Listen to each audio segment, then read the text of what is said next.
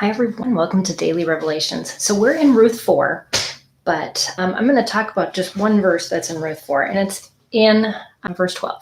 And it says, "Moreover," and this is what the elders were telling Boaz as he chose to take Ruth into his home in addition to buying Naomi's land. He says, "May your home be like the home of Perez, a Tamar bore to Judah." Well, we want to go back in that story, because the story of Tamar and Judah and how Perez was actually brought about through that relationship is rather scandalous. And yet, God brought something beautiful out of it. And oftentimes we see people's lives, that even our own lives, that are completely messed up, and say, there is no way that God can bring something good out of this. And yet, this is the line from where Boaz, and eventually, as we find out, King David, come from. So, Judah. Judah is one of the tribes of Israel. Therefore, he is one of the sons of Jacob. He was the fourth son of Leah. And so in the lineup of all the 12, he was number 4. So, Judah decided to marry a Canaanite woman. Now, you'll find all of this whole story is in Genesis 38.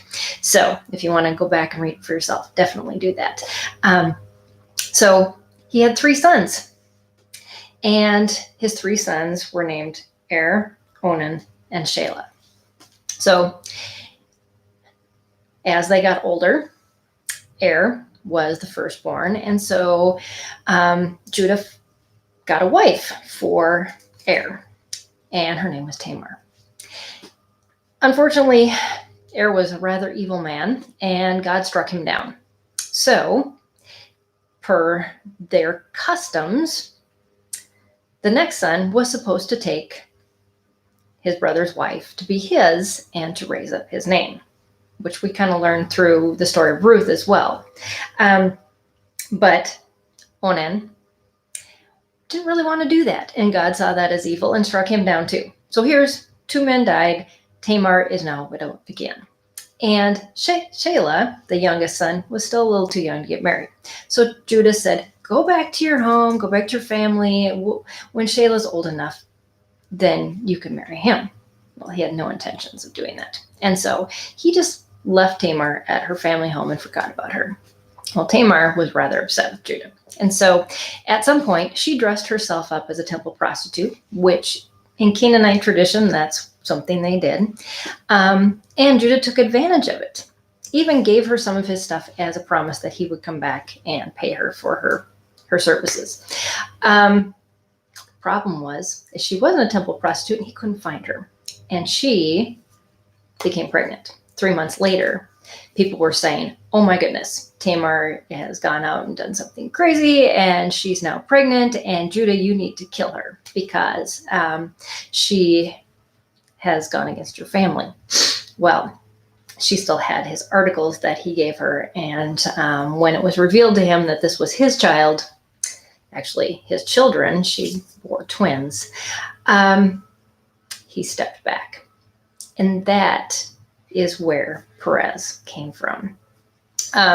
So yes, rather scandalous. And yet God chose that relationship, that child, to continue his line, who eventually would be the great grandfather of King David, and eventually down the line of Jesus. So whatever is going on in your life, or maybe even somebody around you that you want to be critical about, realize that God has a bigger picture. He's working out bigger things. And that's what I wrote in my notes today, is that we can see, some of the little things about what we do and what we're involved in, but we don't see how God is working everything out for his greater purposes, and to reveal his grace and just how much he works through our messes in life. So I hope that was encouragement to you. I hope you learned something also with reading Deuteronomy and Ruth 4 and just all about that relationship. Sorry, this is rather emotional for me this morning. But I'll join you again tomorrow. to talk more about some of the things that are buried in Ruth 4 that I want to reveal to you. And I hope you're getting a lot out of it yourself in your own study. So until tomorrow, bye everybody, and I'll see you again on Daily Revelations. Bye.